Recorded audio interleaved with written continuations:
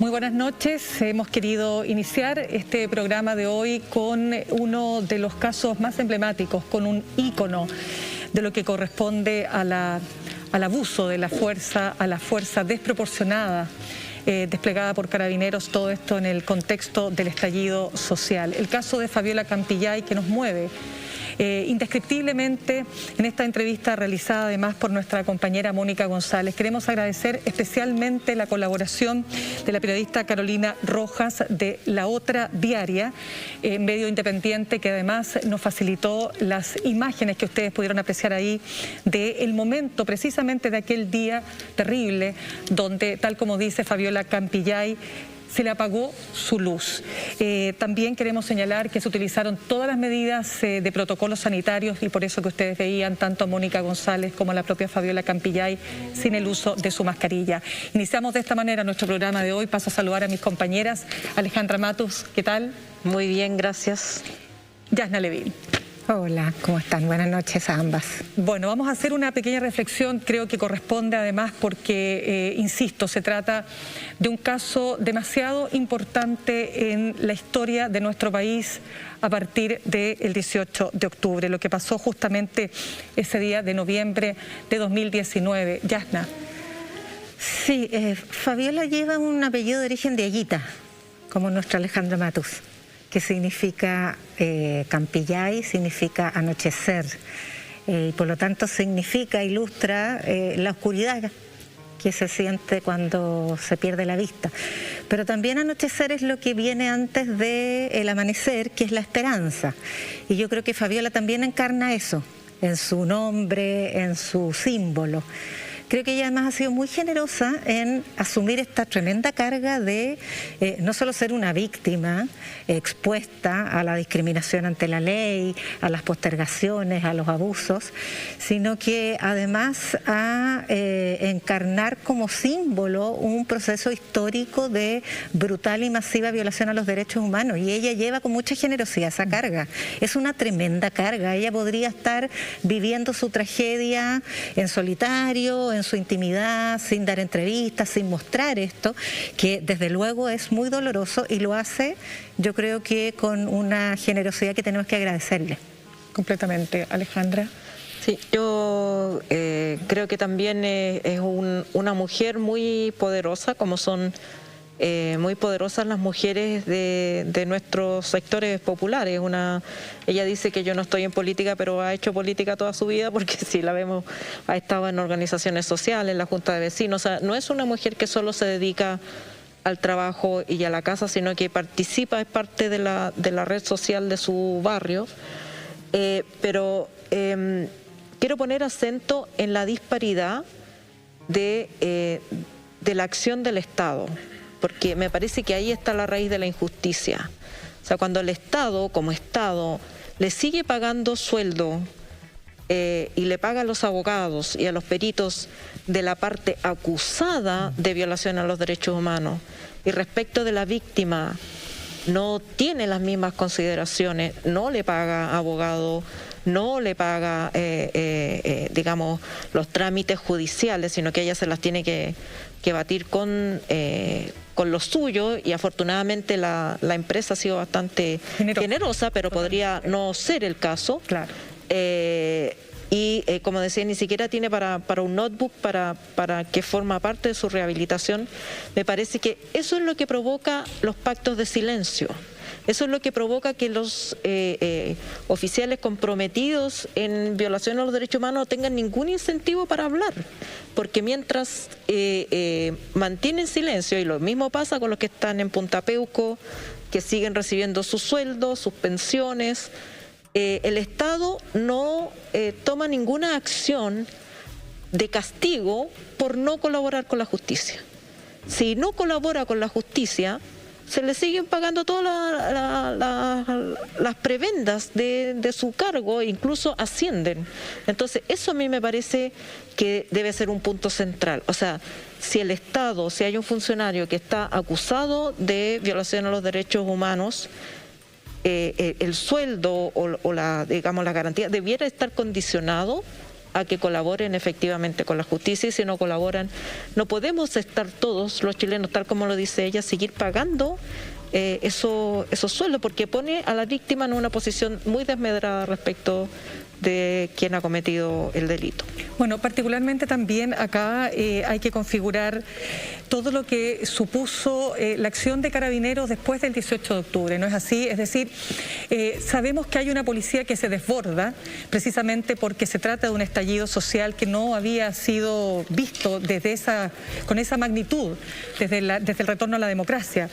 Y Carabineros siempre de alguna forma se ha escudado, ¿no es cierto?, en señalar que había una un desborde, digamos, de las acciones sociales, ciudadanas, de protestas, de manifestaciones, que de alguna manera podrían explicar ciertas situaciones que ocurrieron. Carabineros tiene el uso de la fuerza, el monopolio de la fuerza, que le da el Estado de manera legítima, pero ¿cuándo deja de ser legítima? Cuando se produce lo que se llama el uso desproporcionado de la fuerza, ¿verdad? Cuando se produce el abuso policial, cuando se pierde esa legitimidad y se cae justamente en situaciones como la que estamos viendo esta noche en este testimonio desgarrador, por lo demás, porque Fabiola estaba esperando, dicho sea de paso, el bus de acercamiento a su trabajo. Además, según las propias imágenes de Carabineros, queda clarísimo que no había ni protesta, ni no había nada de ningún tipo de desborde. Exacto. Claro. Entonces, por lo tanto, aquí hay una acción absolutamente descriteriada, digámoslo en términos mucho más concretos, ¿no?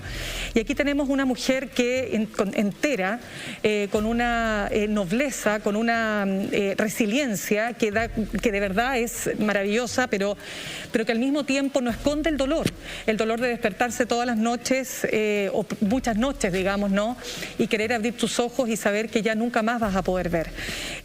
Con todas las secuelas que ella describe en esta entrevista, con el daño, con las fracturas, con las sucesivas operaciones. Entonces, este caso tiene que hacernos reflexionar, sobre todo respecto de cómo vamos a transformar la policía de Carabineros finalmente en una policía que no solo recupere la legitimidad que perdió por parte de la ciudadanía, sino que además se convierta en una policía que va a garantizar el respeto irrestricto de los derechos humanos. Yasna. Sí, es que fíjate que son tantas las instituciones del Estado que han caído en descrédito y son tan pocas aquellas de las cuales podíamos asirnos para poder confiar en solucionar algunos problemas como el dolor de las violaciones a los derechos humanos. Y me refiero al Instituto de Derechos Humanos. Porque esta institución ha decidido minimizar las cifras de laceraciones oculares, ha decidido modificar la estadística de 460 víctimas de lesiones oculares en el contexto del estallido social y reducirlas a las 172 que son las que han dado origen a querellas. No es un cambio de metodológico, es un cambio de información. El instituto renunció a tener un registro de la información de los hospitales, a conservar, mantener, cuidar y nutrir ese registro para dedicarse a solamente 172 querellas. ¿Qué pasa con los 288 casos de víctimas que ahora fueron invisibilizadas? Así como ellas no ven, el Instituto Nacional de Derechos Humanos decidió no verlas a ellas, porque las quiso sacar del registro, porque no es capaz de tener un registro confiable y prefiere entonces concentrarse en un registro que solo se reduce a querellas. Y esto es parte de una decisión que además la tomó solo el director, sin el apoyo, sin la venia del Consejo del Instituto de Derechos Humanos, y que significó que en septiembre del 2020 el Servicio de Salud Metropolitana ofició al Instituto de Derechos Humanos porque le dice: nosotros estamos atendiendo en el programa de atención a víctimas y reparación ocular, a víctimas para la reparación ocular, a 362 personas. Y como ustedes nos informaron en sus distintos reportes que hay 460, necesitamos que usted nos diga cómo contactar a las otras 123. 123 personas que no tienen acceso a este programa de recuperación del Ministerio de Salud, y el Instituto de Derechos Humanos decidió no responder a este oficio.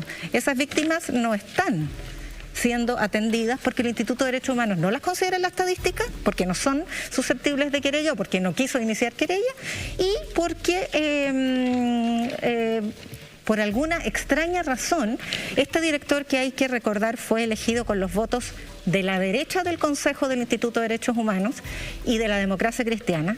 Son esos los votos que lo nombraron a él ahí, y nombró un jefe de gabinete que es un militante de Renovación Nacional, que tiene muy buenos contactos, según me han dicho, en La Moneda, y que lo había designado primero como interventor en el departamento de estudio de esa institución, justamente para ver qué hacer con estos registros muy mal mantenidos.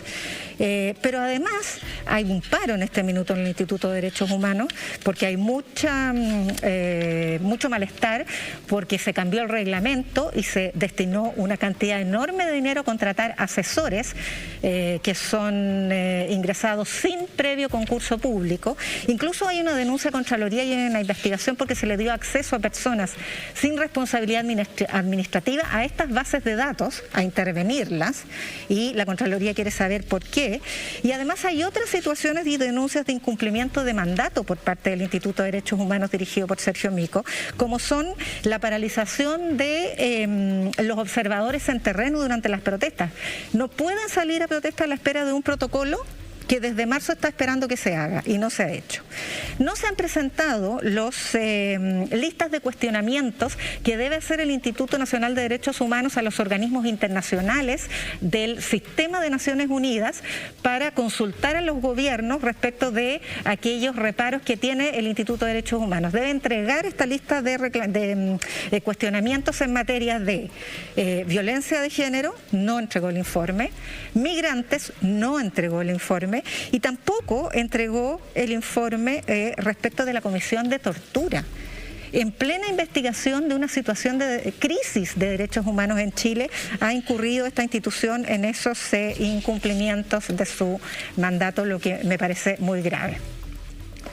Alejandra. Quería agregar a esa información que ese programa que se conoce como PIRO, el programa de reparación, tampoco ha funcionado muy bien.